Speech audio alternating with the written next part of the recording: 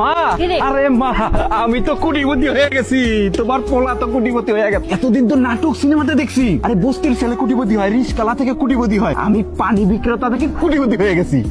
তুই কোটিপতি হস আর যাই হস, আগে আমার বাড়ি ভাড়াটা দে। আচ্ছা ঠিক আছে, ঘর ভাড়ার টাকা তো, আরে ওটা তো এখন আমার হাতের ময়লা, এনে যা ভাড়া পান তার চেয়ে দ্বিগুণ টাকা আছে। ল, আর বাড়তি টাকাগুলো বকশিস। এত টাকা পয়সা তুই পাইলি কই? চুরি করছস না চামারি করছস? আচ্ছা ঠিক আছে, আমি আমার টাকা পাইছি, আমি খুশি, যাই আমি। ঠিক আছে, যান যান। এই সামনের মাস থেকে কিন্তু আর এখানে থাকুম না আমি। ও বাজান, তুই এতগুলি টাকা কই পেলি? ও বাজান, আমার খুইলা কত তুই একটু। আরে মা, আমি এক বড় লোক বাড়ির মাইয়ারে বিয়ে করতে যাইতাছি, আর তাদের অনেক টাকা পয়সা, তার মানে তার বিয়ে করতে পারলেই তো আমি কোটিপতি। মানে ওই মাইয়াও রাজি, মাইয়ের বাবু রাজি, এখন তার আমার কোটিপতি হইতে ঠেকাই গেট আমারে। আল্লাহ, আমার কত দিনের শখ, আমি বড় লোক হমু, ভালো মন্দ খামু, ভালো মন্দ পিন্দু।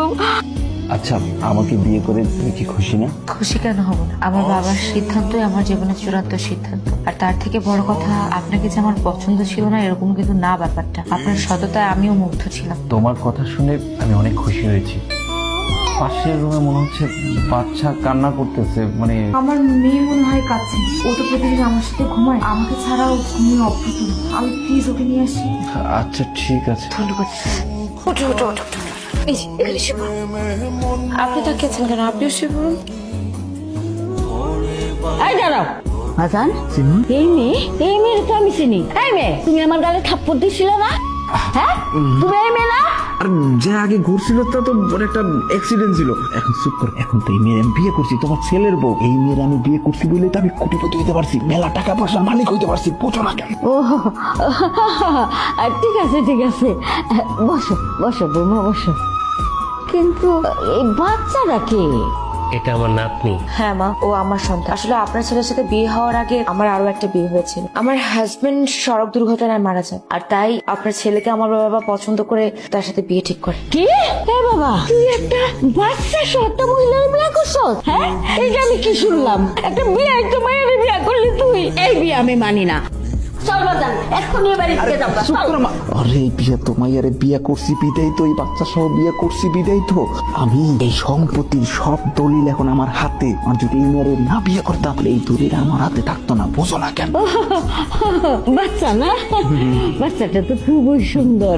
আজকে থেকে এই অফিসের মালিক আমি, তার মানে টাকা পয়সা ব্যাংক ব্যালেন্স সবকিছু এখন আমার নামে। আমি কোটিপতি, যার কাছে কিছুদিন আগেও 500 টাকা ছিল না, প্রতিনিয়ত 100-200 টাকা ইনকাম করতো, আর সেই ছেলে আজকে কোটিপতি। বাহ বাহ। কিন্তু ম্যানেজার কোথায়? ম্যানেজার, ম্যানেজার স্যার আসসালামু আলাইকুম। ম্যানেজার সাহেব, কয়টা বাজে? আপনি কয়টা বাজে অফিস আসছেন? স্যার 11টা বাজে স্যার। এভাবে যদি অফিস চলে কয়দিন পরে না আমি ফকির হয়ে যাব। আজকে আমি যেমন কোটিপতি হয়ে গেছি না, কয়দিন পর ফকির হতে হবে আপনাদের কারণে। দেখেন, আমি চাই নিয়মিত অফিস আসবেন এবং টাইম টু টাইম। এবার বলুন, 1 ঘন্টা লেট হলো কেন? স্যার আমাদের কোম্পানির জন্য একজন মডেল লাগবে, তার সাথে মিটিং ছিল, এর জন্য লেট হয়েছে। কোম্পানির জন্য মডেল লাগবে? আচ্ছা, শুধু কি মডেল আপনি দেখলেই হবে? আমি যে কোম্পানির মালিক, আমাকে দেখতে হবে। জি স্যার, উনি তো ওয়েটিং রুমে আছে। তাই নাকি? ওনাকে ডাকুন, আমি কথা বলবো। আর এখন থেকে মডেল টডেলের ব্যাপারগুলো এগুলো আমি দেখবো, সরাসরি আপনার এগুলো দেখতে হবে না। মিস সরি, ভিতরে আসুন। আসসালামু আলাইকুম স্যার। ম্যানেজার সাহেব, জি স্যার। একটু বসতে পারবেন? বসুন বসুন। ম্যানেজার সাহেব, এটা আপনার রুমে যান, আমি কথা বলছি।